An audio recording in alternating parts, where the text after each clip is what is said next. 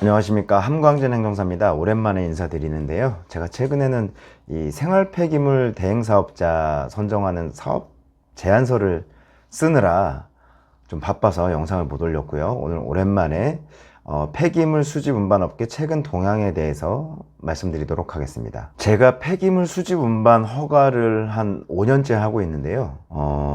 매월 한 3건에서 4건 정도 하고 있는 것 같아요. 사실 폐기물 수집 운반 업계가 워낙 오래된 업종이라 저는 이 허가 업무가 그리 많지 않을 줄 알았는데 여전히 상당히 많아요.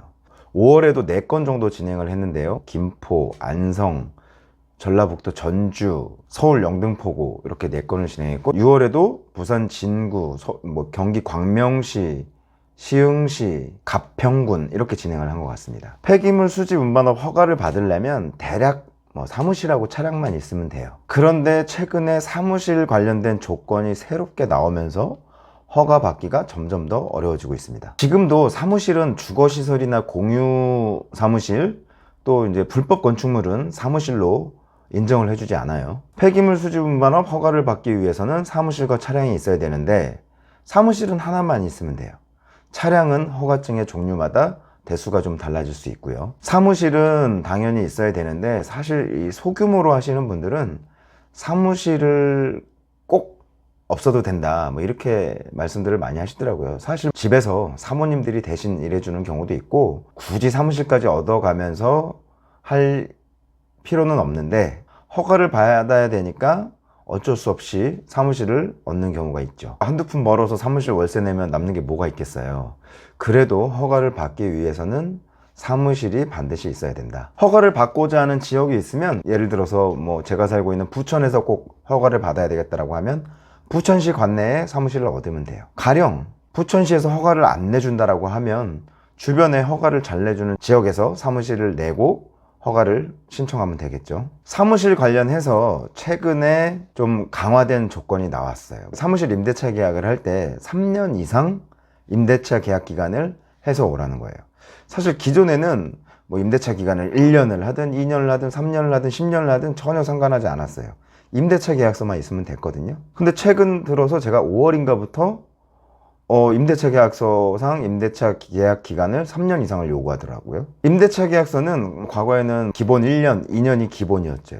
근데 갑자기 3년을 해와라 하니까 3년을 계약하고 해야 되는 나도 이제 어렵지만 3년을 계약해야 되는 그 집주인, 상가 주인도 좀 이제 뜬금없어 하는 경우가 많죠. 사실 더 큰 문제가 있어요. 지금까지는 이제 한두 지역에서 요구했던 사항인데 임대차 계약 기간을 3년 이상으로 하고 여기에다가 그 임대차 계약을 공증까지 해오라고 하는 거예요. 세입자 입장에서 그 주인한테 우리 임대차 계약서 가지고 공증 받으러 가자 할 수 있나요?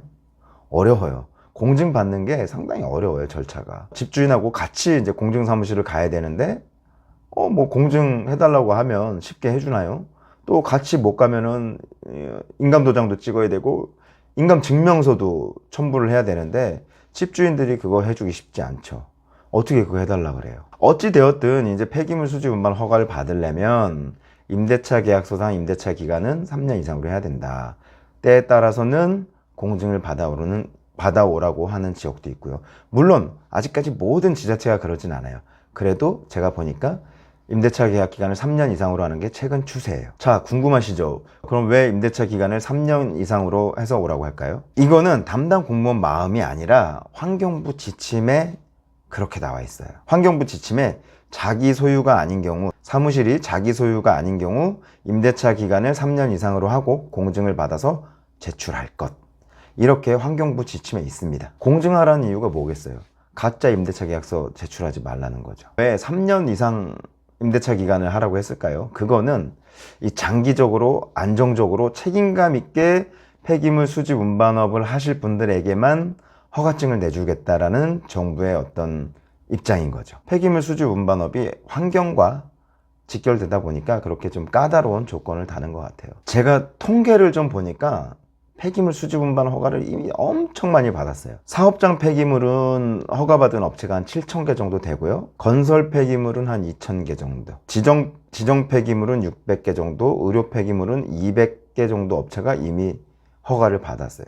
사실 어떻게 보면 포화라면 포화고 아니면 아닐 수 있거든요. 정부나 지자체 입장에서는 이미 포화라고 사실 생각을 많이 해요. 그래서 잘 안 내주려고 하는 경우도 좀 있고요. 실제로 경기 북부 쪽에 뭐 몇 개 지자체는 업체들이 이미 포화됐다는 이유로 허가를 안 내주는데, 이미 그쪽에 사무실을 얻고 계신 분들이나 그쪽에서 허가를 내시려고 하는 분들은 상당히 힘들어지셨어요. 최근에 저한테 이제 어떤 분이 전화가 와서 폐기물 수준반 허가를 받는데 얼마가 드냐, 그래서 제가 얼마가 든다 이렇게 말씀을 드리니까 본인이 수준반 허가증을 1,500만 원에 매입하셨다고 이렇게 말씀을 하시더라고요. 사실 좀 비싼 비용이긴 한데, 어떤 특정 지역에서 발급된 허가증이 내가 사업하는 데 있어서 꼭 필요하다라고 하면 뭐 1,500 아닌 2,000도 들고 2,000, 뭐 3,000도 내고 사야 되겠죠. 사무실하고 차량을 그러니까 확보할 재력만 있으면 아직까지 폐기물 수집 운반업 허가를 받는 데는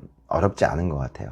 다만 혼자 힘겹게 이렇게 차 한 대 갖고 하시는 분들은 현실적으로 허가 받기가 상당히 어려우시다, 그런 것 같습니다. 여전히 무허가로 이 영업하시는 분들이 많아요. 기존에 했던 대로 그냥 일이 잘 되니까 계속 그냥 무허가로 하시는 분들이 계시고, 또 어떤 분들은 소위 말해서 이제 허가증을 빌려서 이제 영업을 하신다, 이런 분들도 있고, 그 허가증 있는 분들한테 지입 형식으로 해서 본인이 영업을 하지만 일정 수수료를 주고 본인이 일으킨 매출에서 일정 부분을 띄는, 수수료식으로 띄는 그런 분들도 많은데요.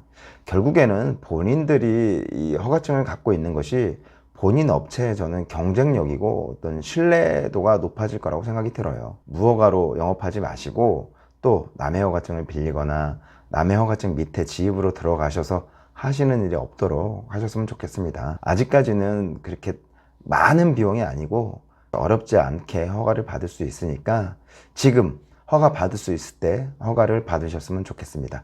오늘은 최근 이 폐기물 수주 운반 허가 동향, 그 중에서도 사무실과 관련된 부분에 대해서 말씀드렸습니다. 끝까지 시청해 주셔서 감사합니다. 함광진 행정사였습니다. 그리고 이 영상을 보신 다음에 혹은 폐기물 수집 운반과 관련해서 궁금하신 사항이 있으시면 저한테 전화 주시면 언제든지 제가 친절히 상담 드리도록 하겠습니다. 010-3308-9257입니다. 전화 주세요.